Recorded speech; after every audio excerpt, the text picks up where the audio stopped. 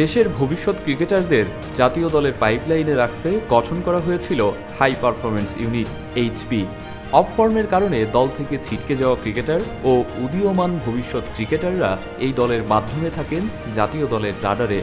মূলত অনূর্ধ্ব ১৯ পার করে আসার পর জাতীয় দলে ঢোকার আগ পর্যন্ত সময়ে থাকা ক্রিকেটারদের এইচপির জন্য বাছাই করা হয়ে থাকে, যাতে করে নতুন ক্রিকেটার গড়ে তুলতে বেগ পেতে না হয়।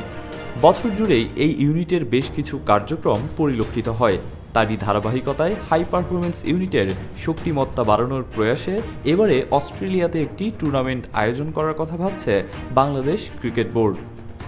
বুধবার সাংবাদিকদের সামনে সেই রূপকথা তুলে ধরেন এইচপি ইউনিটের প্রধান নাইমুর রহমান দুর্জয়।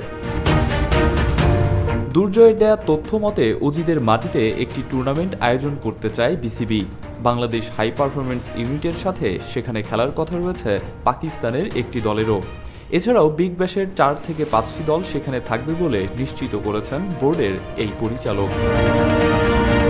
একই সাথে 2টি 4 দিনের ম্যাচ, 3টি ওয়ানডে ম্যাচ খেলার প্রস্তাবও দেওয়া হয়েছে বোর্ডের পক্ষ থেকে। টুর্নামেন্টটির সময় হবে জুলাইয়ের শেষ থেকে আগস্ট এই সময়কালে।